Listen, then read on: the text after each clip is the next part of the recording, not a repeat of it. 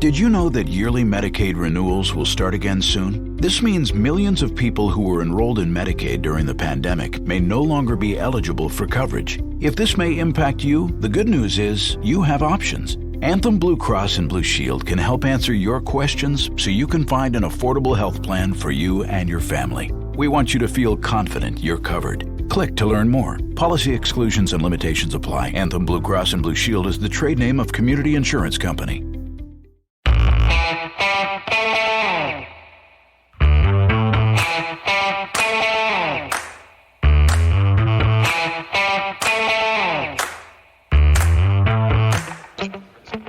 Hi, folks. Welcome to another episode of Film Study. This is Ken McCusick.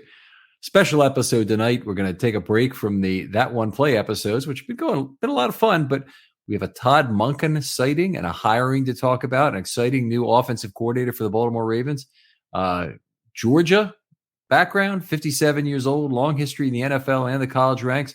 Here to talk to me about that is a very prominent Georgia fan, Jake Vogel. How you doing, Jake? I'm doing great, Ken. Thanks for having me on. All right. Well, thrilled to have you here, and you're just the right guy for this. I really appreciated doing the show with you when Roquan Smith was originally brought on for the Ravens. I thought you had some great insights about that. So we'll talk some Todd Monken tonight in terms of what he means to the Ravens offense, what he will mean in terms of changes to the Ravens offense. So let's look a little historically here first. The Ravens have had a number of offensive coordinators and relatively few defensive coordinators. The defensive coordinators the Ravens have almost uniformly been outstanding. Some people might say that Madison was a little bit below the line, but Pagano got a head coaching job after 1 year, and Marvin Lewis was terrific. Rex Ryan certainly had a storied coaching career after he left the Ravens. Mike Nolan went on to be a head coach. Dean Pease was here for 6 years, and I think a lot of people are down on what he did, but it's successful. Anyway, the point being that the Ravens defensive coordinators have been uniformly very successful. The offensive coordinators, much less so. Yeah, that is an understatement, I believe. For sure, the offensive coordinators have been a little bit of a turnstile in Baltimore, and I don't know if some of that's just the tradition that we've had, but also the quarterback play in Baltimore. We had very solid level with Joe Flacco, but not an elite. Even though he was Mr. Elite in Baltimore, he was not the greatest quarterback in the league at the time. So it's a little bit tough to say the reason why, but it's certainly true that defensive coordinators have been, a very, very good spot on this coaching staff, pretty much since the inception of the Ravens. That's a reasonable point to make about the Ravens' inability to develop or find a starting quarterback. Certainly was a big problem about that. It can be a chicken and egg question because the right offensive coordinator can sometimes find that quarterback who's you don't know is the guy. And Monken most recently has a record of that. Absolutely. You're talking about just recently, his last 3 years at Georgia, he had Stetson Bennett, who was a walk-on. By now, most people know his story. Kirby Smart said that, he was third on the depth chart or fourth string at Georgia. And Stetson Bennett, stood up for himself time and time again, saying that he's good enough to play. And he ended up proving it. And I think Todd Monken is a big reason why.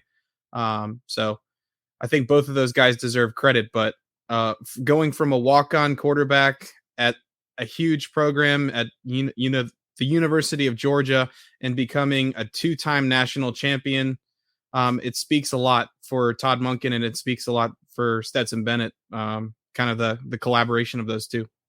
Yeah, absolutely. And I don't want to take the credit away from Stetson Bennett, but Stetson Bennett, but he also doesn't deserve all the credit for what happened here. And certainly the tutelage of Monken had to be useful, and the way he fit him into the scheme. I think, given the fact that Monken may be coming to the NFL again, he's been here before, with an opportunity to have an extraordinary talent like Lamar Jackson. And hopefully that works out to be the case. We don't know as of this date. If I'm setting the meter or the over-under percentage right now, I'm right around 50%. I'm not higher than that. I don't think I'm lower than that. I think that's right where I am right now as we sit on February 16th with about 3 weeks to go, a little less until the new league year starts. But anyway, sorry, that's until the franchise tag I think needs to be applied. But anyway, as of right now, there's still a chance he'll have a special talent. He will have a special offensive line anyway, I think, to work with, a pretty good one, and some other things. So let's talk about that for a minute.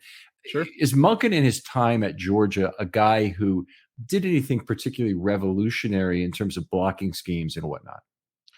I think he continued what they already had going. Honestly, from the blocking perspective, the Georgia run game is, pretty historic. A lot of people would call the University of Georgia RBU because of how many running backs they produce. With that comes a good, strong offensive line.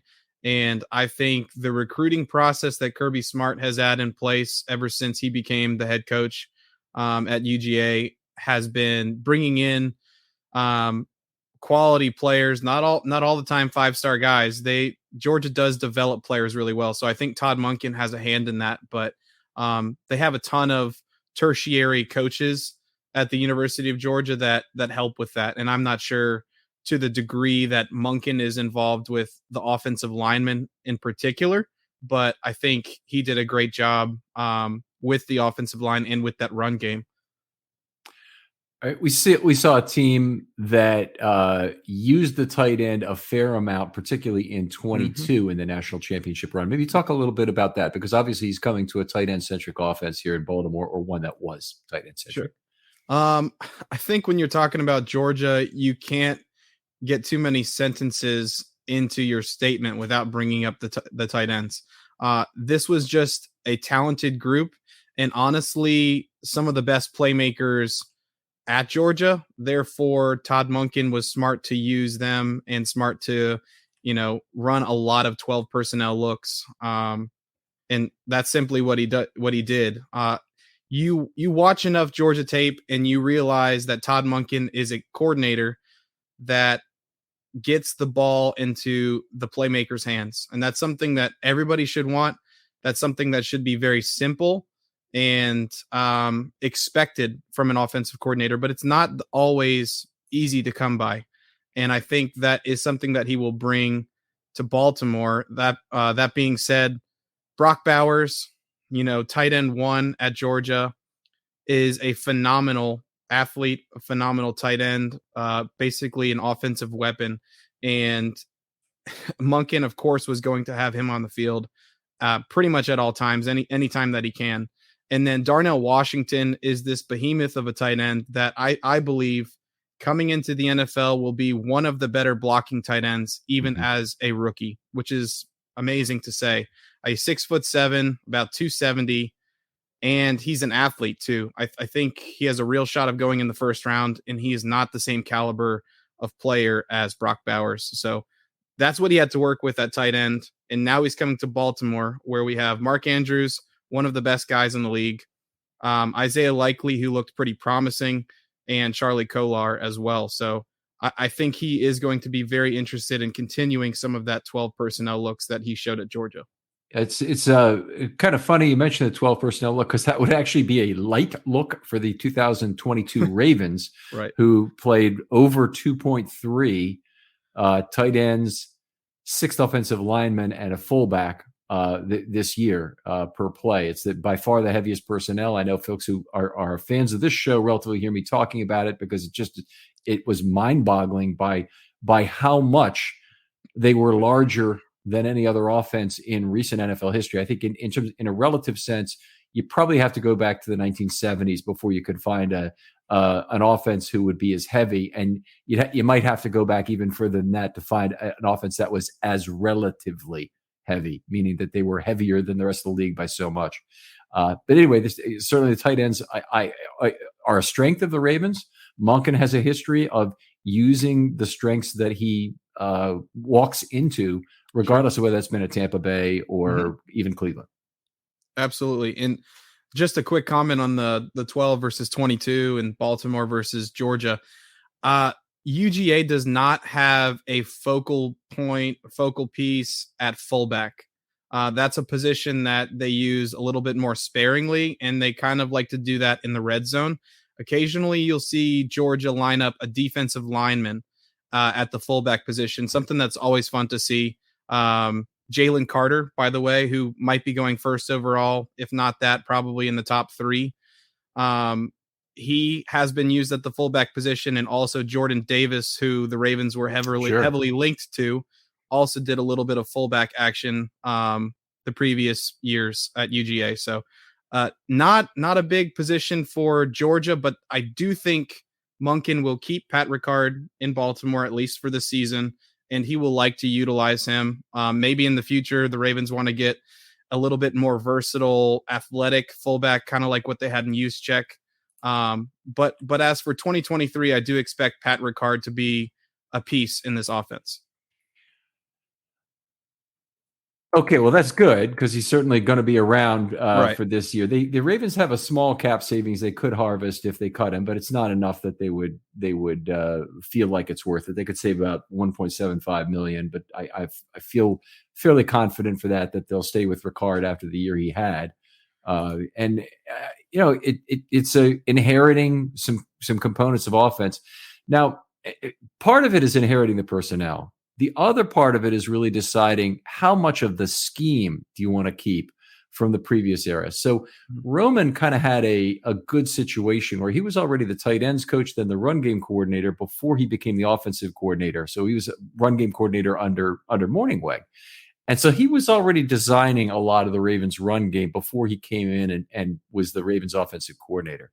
Now, Monken coming in, I don't know how much of I won't call it the scheme knowledge, the scheme understanding. I mean, there's a lot of the players certainly have a background in understanding how to run the counter plays and all of the various baseline schemes that the Ravens have to move linemen around on a run play. The Ravens certainly know how to run those already. I don't know how much of the scheme is left on the coaching side, whether that was mostly Roman or whether there's another guy. And I've speculated, maybe you have a thought on this, but I speculate that I don't think Joe D'Alessandro probably is the scheme guy. I think he's the individual technical training guy that develops a lineman and says, hey, you put your hands here, you do this, but not the guy who says, okay, you got 2 men pulling on this play. You and you need to both do this kind of thing.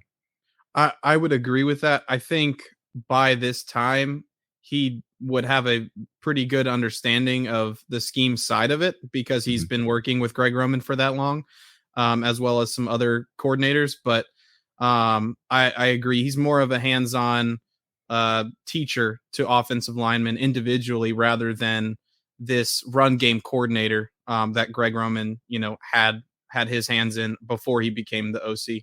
Mm-hmm.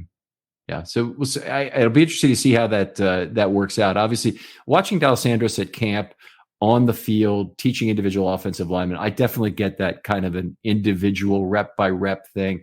They don't do a whole lot of offensive line drilling in the side 10-minute sessions, meaning what it is mostly two and 3 man. It's usually one side of the offensive line that's working together against 2 guys with pads that might be a 1-3 look or a 3-5 look, whatever, a 1-5 look.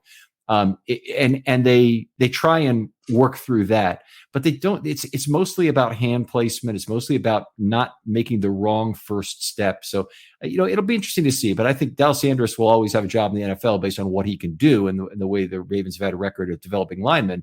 I just think it would just as my opinion that the scheme thing is really more Roman. So anyway, getting back to my question related to Monken is. He's obviously wed to some of the players he's going to inherit. He doesn't really have a choice. The Ravens can't rebuild their roster all at once. They only have a few draft picks. They're stuck with some of the players they've got.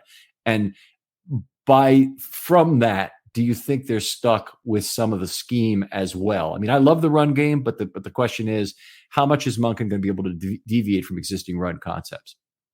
I think that just depends on the skill set of the players already in Baltimore. I imagine that they'll keep a lot of the same run schemes that they've had simply because it's worked really well. And Monken knows that the players can do it. I think that he'll integrate a little bit more zone than what we have seen, and we saw a little bit more of that this past year with Tyler Linderbaum, and Morgan Moses is good in space as well, surprisingly, and Mm-hmm. and Ronnie Stanley, when he's healthy, he can move quite well. So I think that he'll add a little bit to it, but the Ravens are going to stick with some of the things that they already do extremely well in the run game. Okay, so this was Monken's third year at Georgia, correct? Is that right? Yes. So Yep. he was there. His first year, he had Ben Cleveland. Mm-hmm. Okay, Yeah. so he's one of the players I'll be interested to see what Monken can get out of him.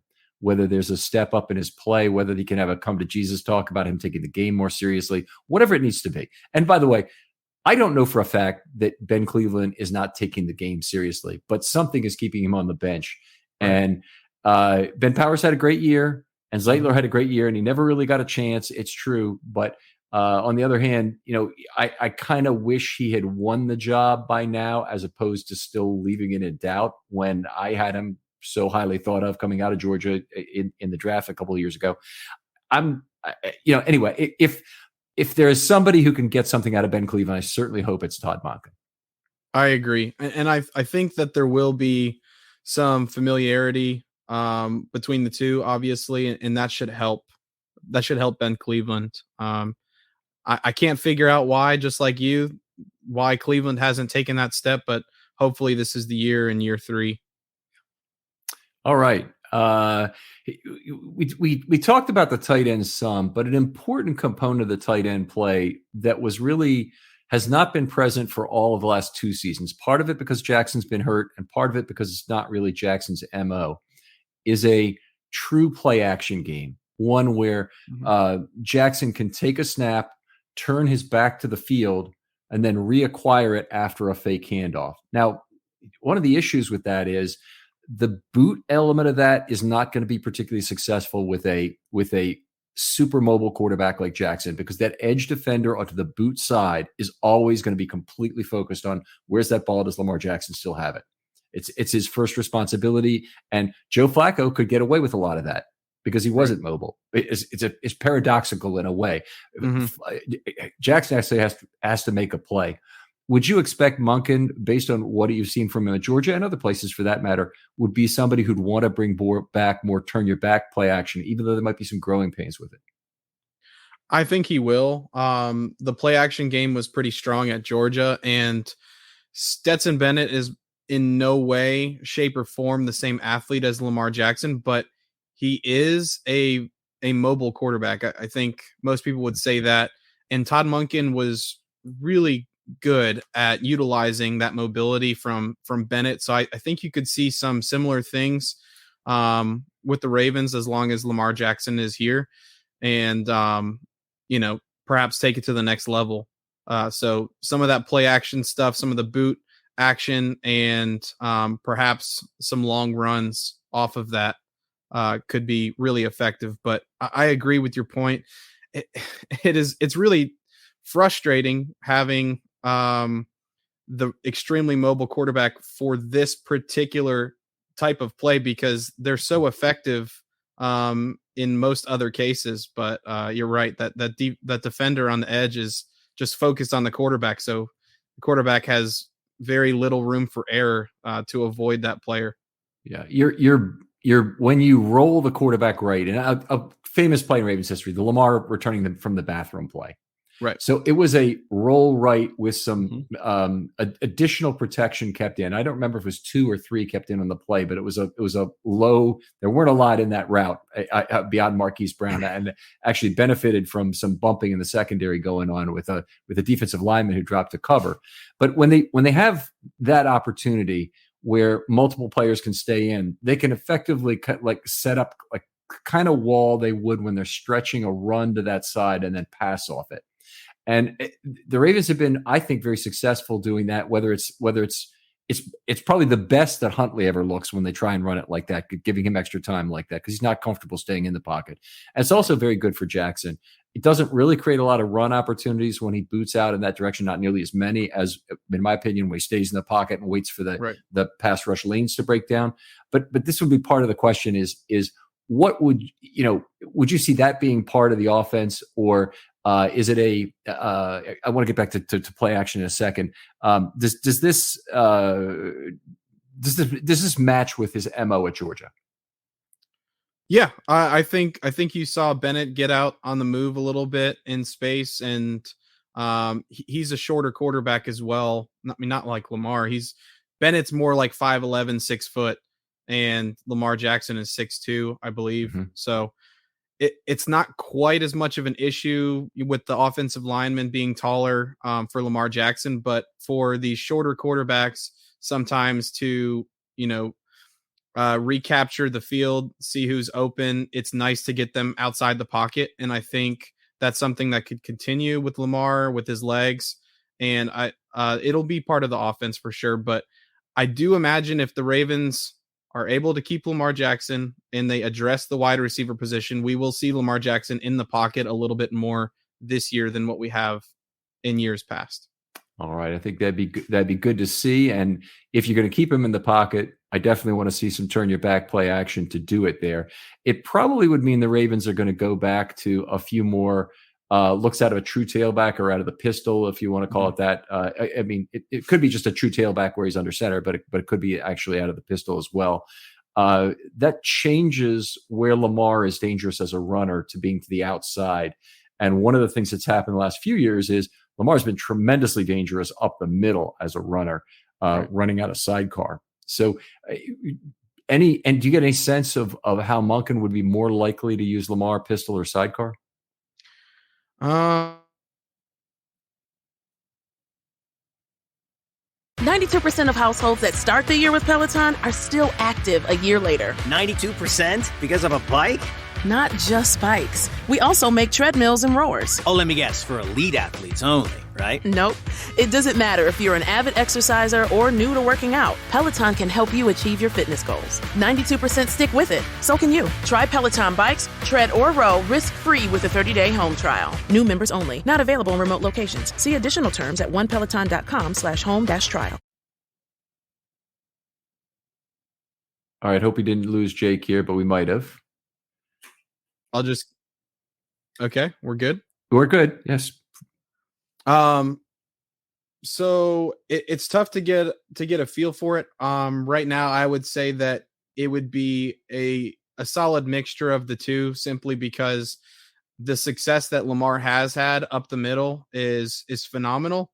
But going back to his earlier years, what he could do on the outside was also fantastic. So I think Todd Monken's going to use him in both ways.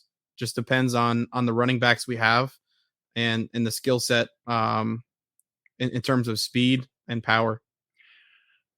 All right, well, let's talk about some of the other things. Now, we hope we know what the Ravens have going into 2023 in terms of known weapons at wide receiver. We hope that Bateman will be back for the beginning of the year.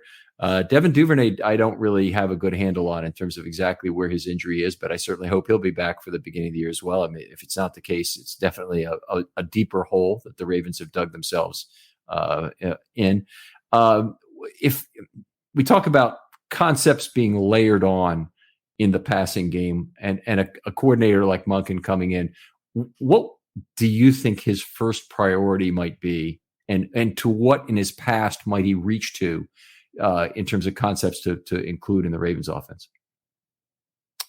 I mean, I think you're going to see some more play action for sure. I think you're going to see something that I really liked from Todd Monken at Georgia is the willingness and ability to get the ball to running backs in the passing game. And right now, the Ravens don't really have one of those guys unless you can see the progression of a J.K. Dobbins, or they bring back Justice Hill and they really integrate him into that. Perhaps they draft somebody like a Kenny McIntosh out of Georgia, or a different running back that has that true skill set as a receiving back. But Georgia did that extremely well, an extension of the run game, get the ball in space and let those guys make plays instead of putting that pressure on Lamar Jackson, even though he is perhaps the best or one of the best players with the ball in his hands in the NFL. Okay. One thing that we see out of the Pittsburgh Steelers, we see out of the Kansas City Chiefs a fair amount is bunch formations and trying to work off that. How much was that a part of the Georgia offense the last 3 years? Yeah, it was. Bunches were a pretty decent part. That a lot of times they would move all of the receivers on a given play or 3 of the receiving options over to one side. Sometimes that was a true bunch. Other times it was a little bit more spread out. But yeah, I think you'll see a good bit of that, as well as, like I mentioned a moment ago, the running backs getting the ball. Tight end screens are going to be a big part of the offense as well. And screens to wide receivers. I just think he's going to be much more creative in the passing game, getting the ball to players like Rashad Bateman, Mark Andrews, and another solid receiver that we bring into this offense. Perhaps Isaiah Likely as well. I just think there's going to be some of those easy passes for Lamar Jackson where players can create after the catch. Okay, so one of the things Monken had the luxury of at Georgia and has certainly had the luxury of at other places like Tampa Bay, probably to a lesser extent at Cleveland too, is some faster receivers who really could guarantee that the field would be much more spread out and threatened vertically. Mm-hmm. Do the Ravens have enough of that to satisfy Monken, or do you think he's going to be screaming in the draft room for fast receivers? I think he really wants one. I would almost say need one because the uncertainty of Devin Duvernay. So yeah, that would be a big priority for me. If I was Todd Monken talking to EDC or anybody in the front office in terms of adding personnel, speed is a big part of it. Georgia had some speed threats. They have a player, Ladd McConkey, really solid wide receiver. Doesn't look like much. Smaller athlete at the position, but very solid receiver, honestly. He had another guy, Jermaine Burton, that ended up transferring to Alabama, kind of a similar mold.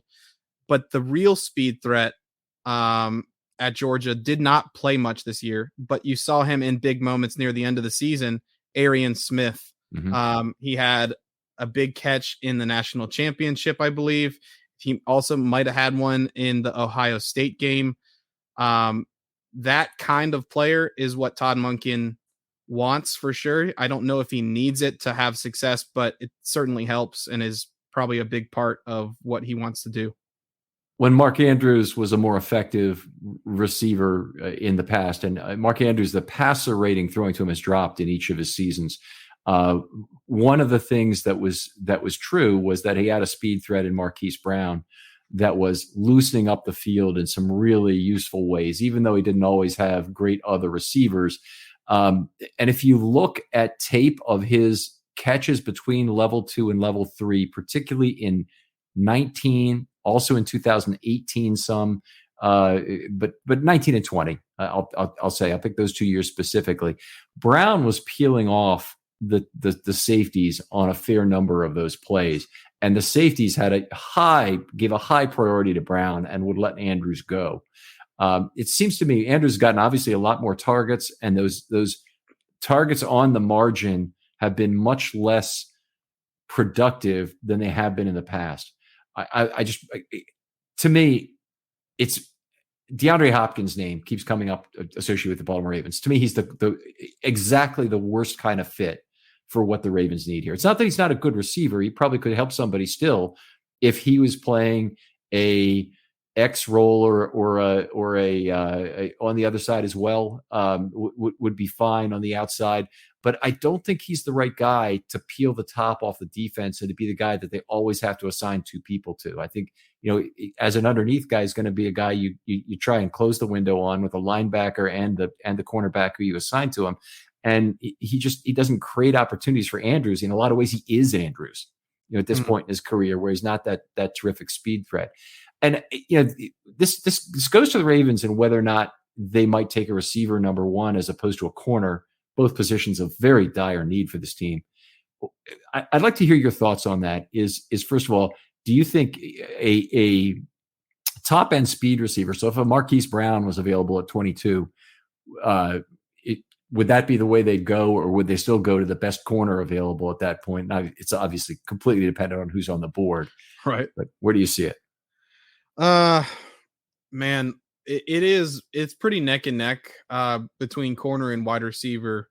In my opinion, it's almost 50-50 for me. I would lean that Baltimore is probably 50. Well, it's not really truly 50-50. Okay.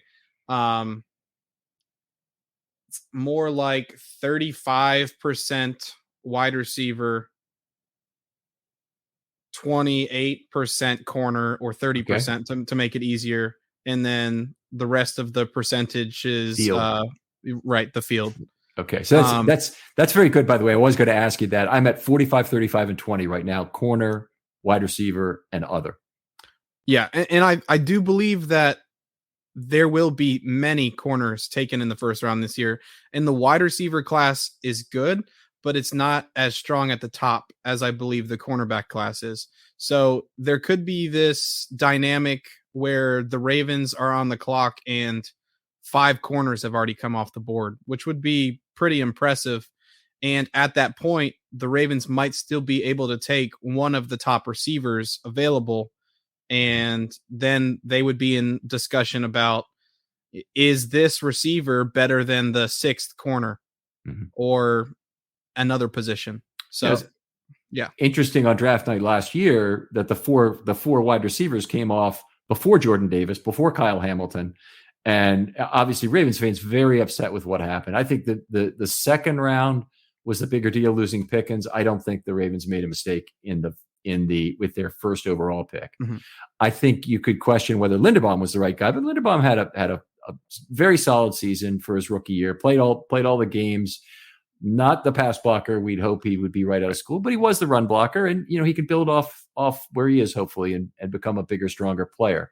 I'm more concerned with a Jabo at 45 as opposed to a player like Pickens who could have given them an immediate boost. I agree with that, and obviously as a Georgia fan, I was very high on George Pickens from his freshman year on. So that was disappointing, but we have a pass rusher that could be a very important part of this defense to look forward to. So we'll have to hold judgment on that for a few years before we really kind of figure out who won that draft spot. But to answer your question about the type of wide receiver I would hope the Ravens would draft, I do believe a speed threat is a priority. So I would lean more speed threat if they're taking someone in the draft.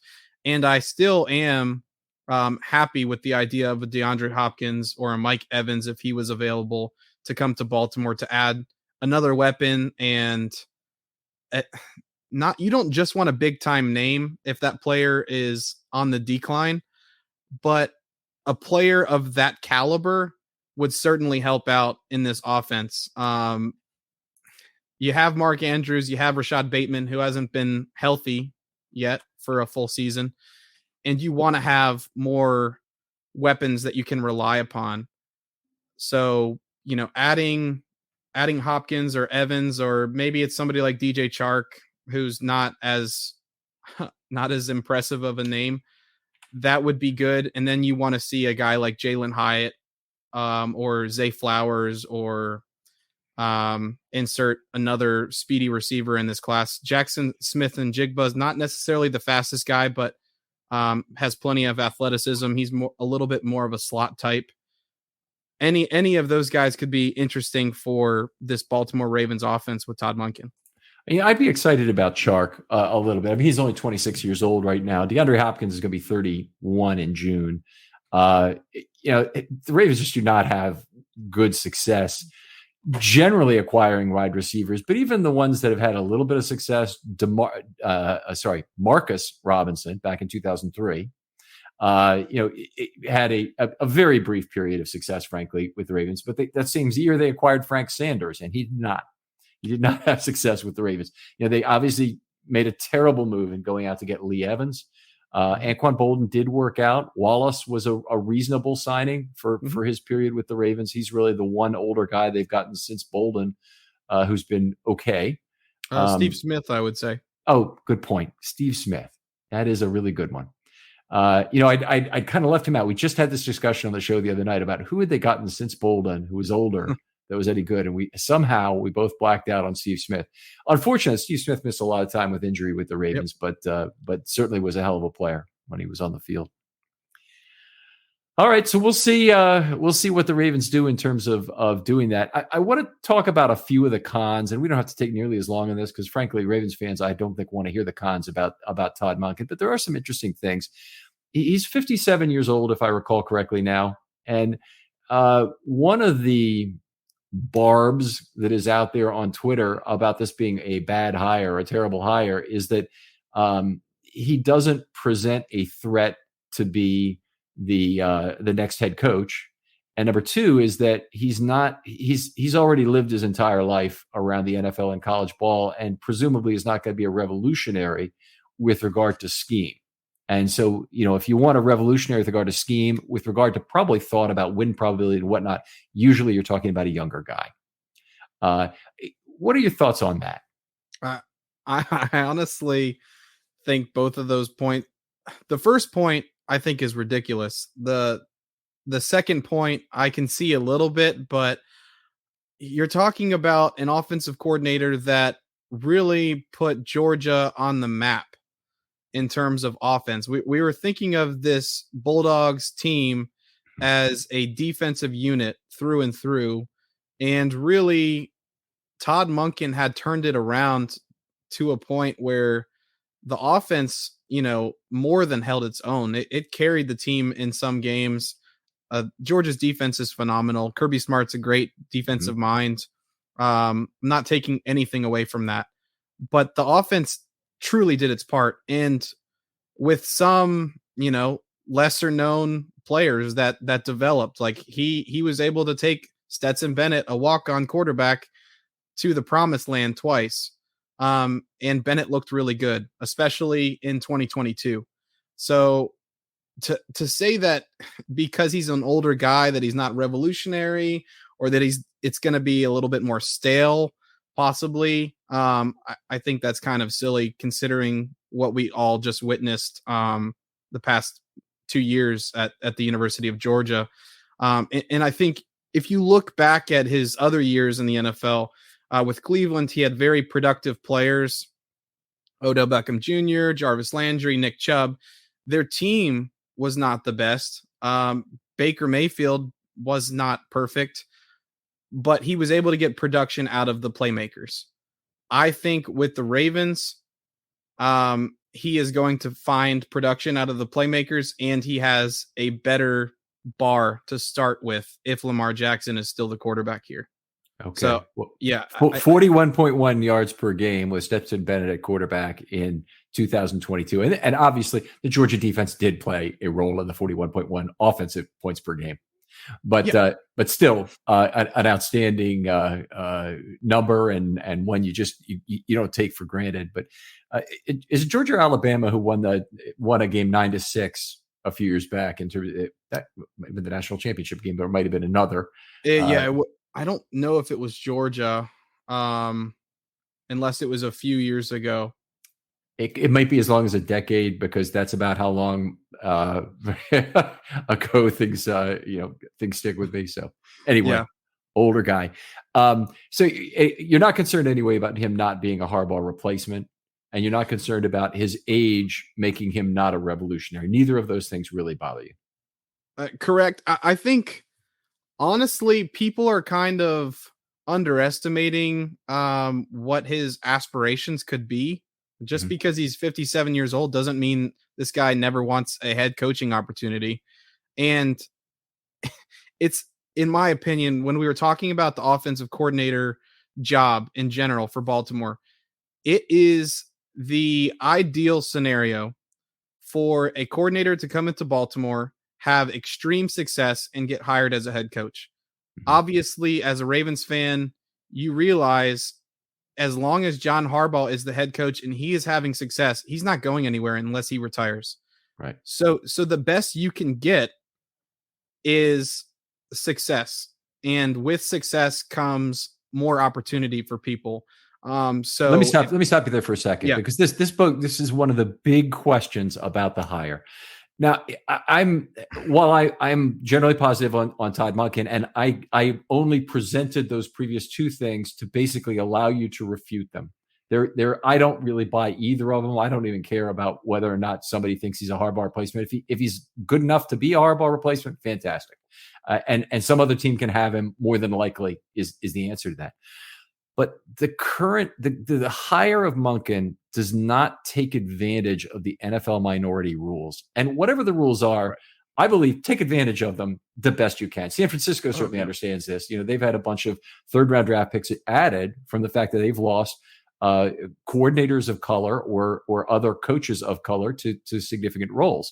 So this would have been a great opportunity if they had the right guy that they thought could be hired up to promote into that role, whether it was from within or somebody outside the organization who still has a head coaching job ahead of him in the future. So for that reason, maybe a younger African-American coach might have been a correct answer or a good answer in terms of giving your team a good opportunity to get some third-round draft picks in the future. I agree, and that's a higher level thought process of the front office. I don't really believe the Ravens separate their hires like a lot of other teams do, where the general manager is kind of ranked above the head coach. That's a similar theme that I hear a lot of places, but in Baltimore, I believe it's a little bit more head coach reports to Steve, general manager reports to Steve, and not so much the other. Is that true? Yeah, you're correct. So there's really three systems. And occasionally Pat Kerwin will talk about this on his show, but he says you can go into a strong head coach role, where basically that's what they had out in Oakland, where Mayock was supporting Gruden. And basically Gruden is in charge of the personnel decisions and whatnot. And Mayock is using his scouting experience to try and balance the board, find the right guys, make other good personnel decisions from around the league, and using his abilities in there. But it's a strong head coach system. And Gruden was the guy with the really long-term contract that they still got rid of early. But the other system is a strong GM system. And I would say that Ozzie Newsome was not that, although he could have been, in terms of the guys. But he said two guys in Billick and Harbaugh primarily, who were extremely strong individual leaders, and he never had to stray much into that realm. There are other places where the GM really has more control. I think that system is probably rarer these days. And then the Ravens have the third system, which is basically both report to the owner. They're separate but equal entities. And in the draft room, DaCosta is king, but other people can have input when it comes to the roster. Not to the roster, to the game day actives and the strategy on the field and whatnot. Harbaugh's going to be king, but EDC can say, "Hey, can I help you by going out and getting player X, to augment what we've got right now?" And so hopefully that kind of a system works, and that really goes into the hiring roles. So when they're hiring somebody like Monken, it's Harbaugh's hire, and I don't know to what degree, either DaCosta as a GM can say, "Hey, John, look, we got two candidates. Pick your guy. But all things being equal, we want a person of color because that gives us the possibility of having third-round draft picks in the future." Yeah, I'm not sure that either, but that was kind of the point that I was getting to.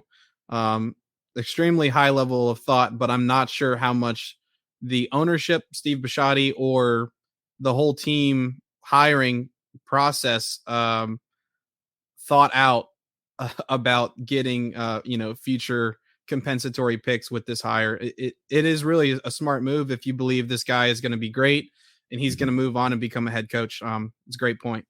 Yeah. So one of the other things that I think actually probably speaks well to Monken as opposed to poorly, but you could make the argument either way, is that the Ravens, had two guys that they were presumably grooming to be an OC who, may have had higher aspirations for there. But T. Martin, in terms of the passing game coordinator, and Keith Williams were both guys that they wanted, certainly to potentially be heirs to the job that Roman left behind. And neither of them was taken. I assume they were interviewed, but I don't know. I really don't have any idea if they were even considered in the interview process. Obviously, in some sense, Harbaugh probably knows enough about both of them to either eliminate them right off the fact or interview them and say, we want it. I don't think with 30 people that they talk to, I don't think there's any question about meeting some minimum number of minority candidates that they talk to. So I don't think they would play any games with those two to give them undue hope that they've been there. But if you look back over Ravens hires, the last 3 DC and OC hires have been Martindale, who was hired from on staff. So, obviously in-house promotion of a veteran guy. I was actually very critical of that hire because there wasn't anything about his past that said, obviously, this guy's going to be great. And then I was wrong. I mean, he was fantastic. So I'm very happy with that hire.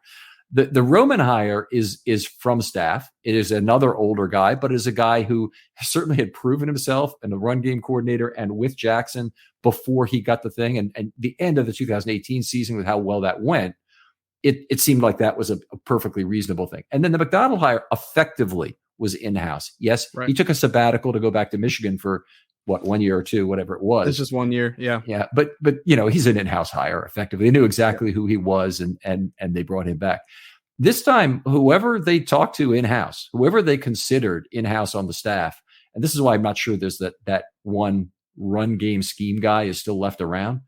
It just wasn't the right guy for them. So if they did consider either Williams or Martin,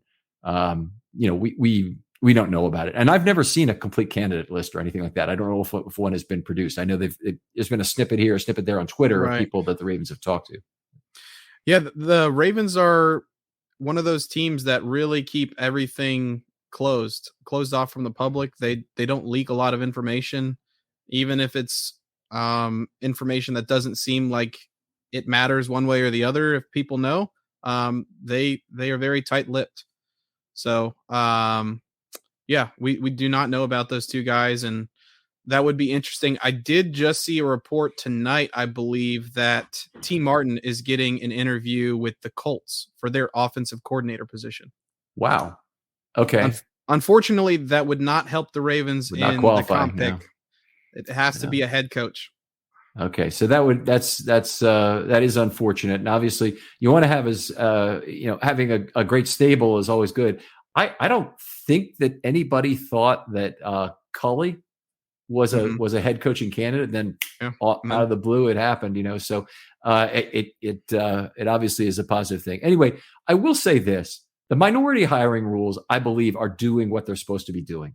They're getting opportunities for people. There's people like me, and there's certainly, if I'm thinking about it, every GM in the National Football League is thinking about it in terms of, can we find a person of color so we can take advantage of the draft pick system in the future?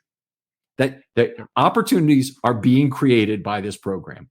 So when somebody comes out and bashes the fact that a Monken is hired over candidates of color, I say he almost has to be more qualified in some sense. Right. In some sense, you have to believe this is an indication of a very significant amount of qualification that would occur, because every other common sense thing says hire somebody of color given the opportunity that creates. Yeah, and I mean, just without going into the depth of it, what other offensive coordinator from college football would be more qualified to come into the NFL and be an offensive coordinator than what Todd Monken had just produced at Georgia? Yeah, he checks all the boxes in a lot of ways in terms of having been in the NFL before, had some success there, not always great success, but some success. Sure. And then obviously being a unbelievable developer of lesser talent on the offensive side of the ball at Georgia. Yep. Yeah, I agreed with that. All right. Outstanding. Do you think if you're John Harbaugh and you're talking to Todd Monken about him coming into this role, is part of your discussion, you're going to be here for X number of years. I know you're a head coaching candidate in the NFL. And even if you didn't, maybe there's a point, whether it's 2 or 3 years from now, or maybe 5 years from now, that you're going to be retiring if that doesn't happen. I want you to be really cognizant of developing a successor for your role. I want you to we have good succession planning. That's our goal anyway on this team. But I want you to pick one or two guys on your staff that really have the possibility to be your successor when the time comes. That would be a great conversation for him to have. I have no idea if that's something um very common, but I mean, you'd see it all the time. Offensive coordinators become head coaches, and Mhm. then their kind of understudy becomes the offensive coordinator at the previous spot, or they become offensive coordinators at the new place where the other guy left. So uh it would be great. It would be great to see, because Todd Monken clearly has a knack for play calling and game planning for sure. And I would love to see, somebody under his wing and really learning from him, because he has plenty of experience. You would know the answer to this, Jake. So, in his time at Georgia, how many of his assistant coaches on the offensive side of the ball went off and got hired into bigger jobs? And that happens, by the way, all the time in college football. If you look at Todd Monken's career, 16 different jobs he's had in 34 years in the NFL and college. And that's what it takes. You have to move every couple of years if you want to move up the chain, better and better opportunities, if you want to make it all the way. And Monken has certainly lived that life. Have the other Georgia assistant coaches also been hired out of the program and into other good jobs, in your understanding? I believe a few of them have left for bigger roles. I don't have the list in front of me, so I can't speak to how many, but yeah, the Georgia staff does kind of ebb and flow. There's some turnover year by year because of how successful they've been recently. But Kirby is kind of making it a big time culture to have guys there for a while, and a lot of former alumni from the University of Georgia are on his staff. So they just hired Mike Bobo again to be the offensive coordinator. He had previously coached at Georgia as an OC. He also played with Kirby Smart in the same year. I believe is the 94 season, something like that, at UGA. Kirby Smart, Will Muschamp, and Mike Bobo are all on the staff at Georgia, and they played together at Georgia. So there's that thing going on. At the same time, they're all very good coaches. So Okay. And there is, since there's kind of no place higher to go in college football, certainly right now, than Georgia. I mean, you go to Alabama, you go to other Sure. schools in the SEC, but you really would want a promotion anywhere you'd move. And you're so far close to the top of the college pyramid in terms of what your job is that you kind of wouldn't want to take a big step down in school, even to be the head coach necessarily. I mean, you wouldn't. You're probably waiting for that OC or DC role at a really major program before you make the move. Yeah, I agree with that. And Todd Monken, it had been reported that he was the highest paid assistant in college football this past year. So You got the dollar amount on that? I believe it was 2.1 million, which does not sound outrageous, honestly. That's what has been reported. Multiple people have said he was the highest paid assistant.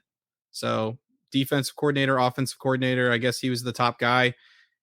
I believe the Bulldogs would have paid him more, maybe another, $500,000 perhaps, but there might just be more money in the NFL for coordinators.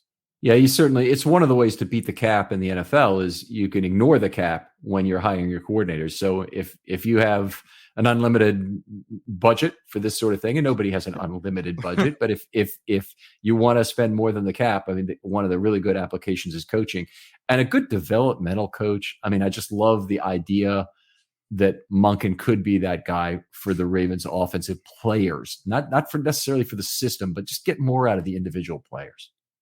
Yes. Right, Jake, just love discussing this with you. You're the perfect guy to have this talk with, and really appreciate you coming on. Tell folks where they can talk football with you online. Yeah, so you guys will find me on Twitter. My handle is @real Jake Vogel, VOGEL is the last name. I'm always happy to talk Ravens football and Georgia football, as well as the NFL draft and college football in general. So feel free to hit me up talk on there, and I enjoy coming on podcasts occasionally as well. All right. Well, great, Jake. I'm sure we'll have you on for more draft content as the draft season rolls on. Looking forward to that.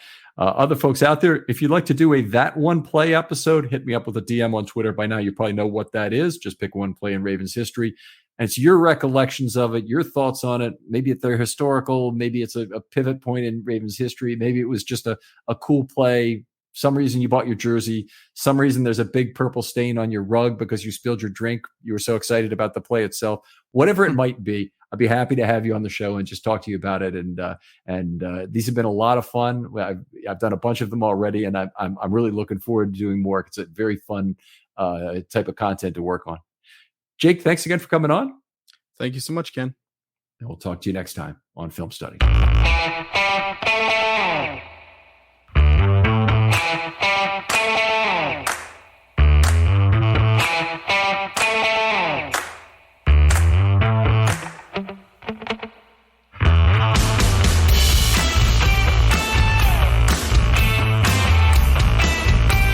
Did you know that yearly Medicaid renewals will start again soon? This means millions of people who were enrolled in Medicaid during the pandemic may no longer be eligible for coverage. If this may impact you, the good news is you have options. Anthem Blue Cross and Blue Shield can help answer your questions so you can find an affordable health plan for you and your family. We want you to feel confident you're covered. Click to learn more. Policy exclusions and limitations apply. Anthem Blue Cross and Blue Shield is the trade name of Community Insurance Company.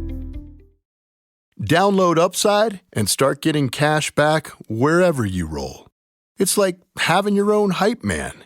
Get an average of 17% cash back at restaurants. Oh, it's dinner time. Average of 13% on groceries. Get those groceries. 10 cents per gallon average cash back on gas. It's go time. Plus, cash back at participating convenience stores too. Stacks on stacks. Users can earn hundreds of dollars a year, 3 times more than other apps. Upside, show me that money. All right, we get it. It's easy. Just sign up for the free Upside app and start getting cash back for doing you. Download the free Upside app and use promo code DOYOU10 for an extra $10 cash back on your first purchase of $10 or more. That's promo code DOYOU10 for an extra $10 on the free Upside app. Get cash back for doing you with the free app from Upside.